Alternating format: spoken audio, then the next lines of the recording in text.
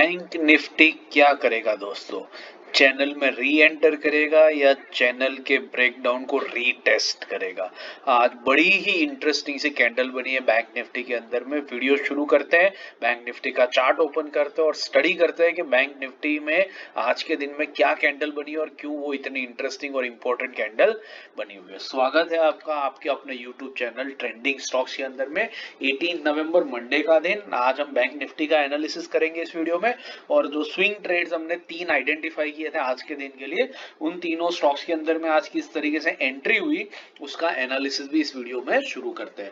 अगर चैनल पर पहली बार आया है तो बेल आइकन दबा करके चैनल को सब्सक्राइब जरूर कर दीजिएगा, ताकि हमारे डेली इंट्राडे और स्विंग के 3 स्टॉक्स और वीकली पोजिशनल के 3 स्टॉक्स के जो स्टॉक सिलेक्शन और एनालिसिस के वीडियो है और सेक्टोरल एनालिसिस के जो वीडियोस है वो सारे वीडियोस का अपडेट आपको टाइम टू टाइम बेसिस पे मिलता रहे। बड़ा इंटरेस्टिंग वीडियो बनेगा, लास्ट तक देखते रहिए। चलिए वीडियो शुरू करते हैं।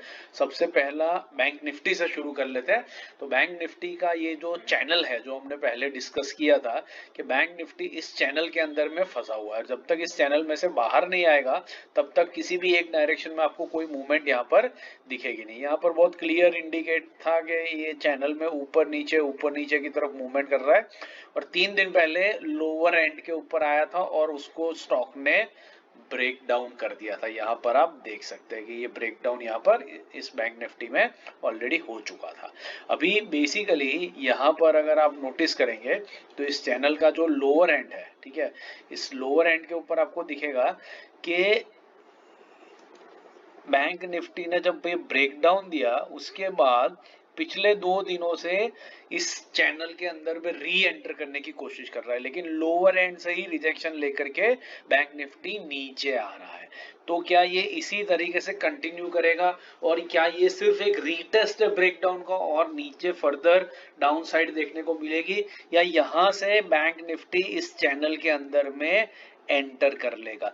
टाइम विल टेल, बट बड़ा इंटरेस्टिंग सा सिनेरियो बन रहा है। या तो इस तरीके का एक मूवमेंट होगा या तो फिर ये रीटेस्ट ब्रेकडाउन का रीटेस्ट होगा और फिर एक fresh down side down move bank Nifty में शुरू होगा।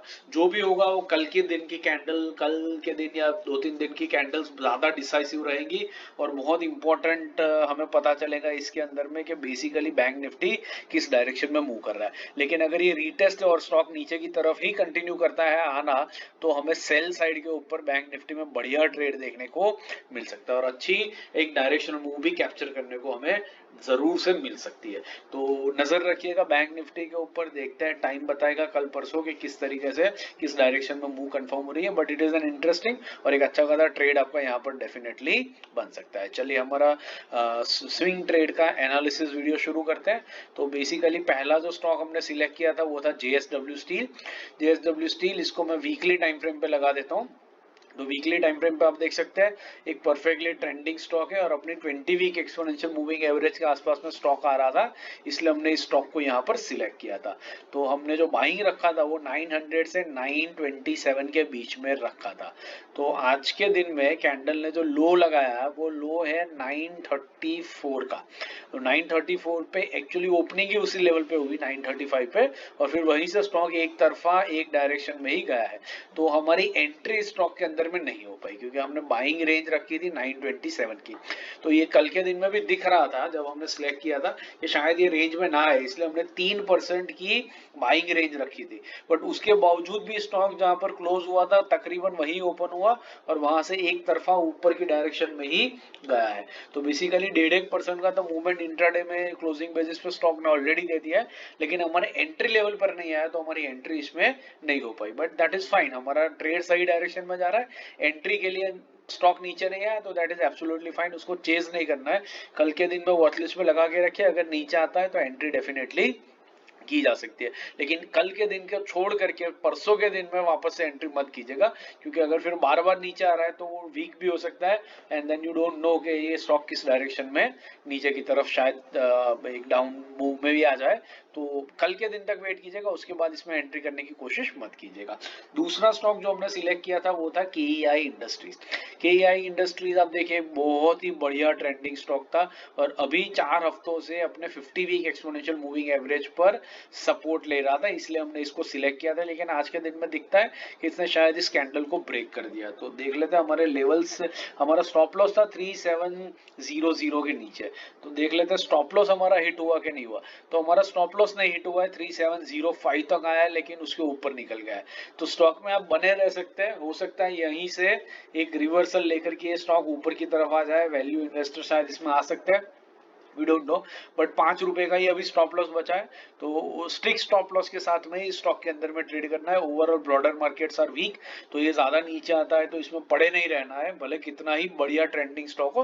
प्रॉफिट बुकिंग आएगी, जिन लोगों ने यहाँ पर एंट्री करी होगी वो यहाँ पर प्रॉफिट बुक करेंगे, तो ये स्टॉक बहुत ही इजीली करेक्ट भी हो सकता है। तो स्ट्रिक्ट स्टॉप लॉस के साथ में इसमें डेफिनेटली कल के दिन में भी बना जा सकता है। तीसरा और आखिरी स्टॉक था कल्पतरु प्रोजेक्ट्स लिमिटेड, तो केपीआईएल। तो केपीआईएल भी हमने इसी रीजन से सिलेक्ट किया था, इस रेंज के लोअर एंड के ऊपर बाइंग के लिए रखा था। केपीआईएल में हमारे जो लेवल्स थे वो थे 1130 से 1160 के बीच में। आज के दिन में देखते हैं स्टॉक ने क्या किया। स्टॉक ने लो लगाया 1186 का, मतलब हमारी बाइंग रेंज में स्टॉक आया ही नहीं है और वहीं से ये स्टॉक ऊपर ऑलरेडी निकल चुका है। तो अगर हमारी बाइंग रेंज पकड़े तो वहां से ऑलरेडी 2-3% प्रॉफिट में स्टॉक है, पर ठीक है हमारे बाइंग प्राइस पे नहीं आया तो इसको चेस बिल्कुल नहीं करना है। बट ये भी एक स्टॉक है जिसको आप कल भी वॉच लिस्ट में लगा सकते हो और ऑब्जर्व कर सकते हैं अपने बाइंग प्राइस पे आए इस रेंज के लोअर एंड तक अगर आता है तो कभी भी इसके अंदर में एंट्री करने की कोशिश आप कर सकते हैं। यहाँ से लेकर के इसका जो 50 वीक एक्सपोनेंशियल मूविंग एवरेज है, ये दो रेड लाइंस के बीच में जब भी स्टॉक आएगा अब इसमें डेफिनेटली एंट्री के मौके तलाश सकते हैं। आशा करता हूँ ये एनालिसिस आपको समझ में आ रहा है और पसंद आ रहा है। पसंद आ रहा है तो वीडियो को लाइक जरूर से कर दीजिएगा और अपने दोस्तों के साथ भी चैनल को शेयर जरूर से कीजिएगा। बाकी इंट्राडे स्विंग पोजिशनल के वीडियोस मैंने पिंक कर दिए, तो उनको देखिए, सीखते रहिए और पैसा कमाते रहिए। Thank you and have a great trading day tomorrow.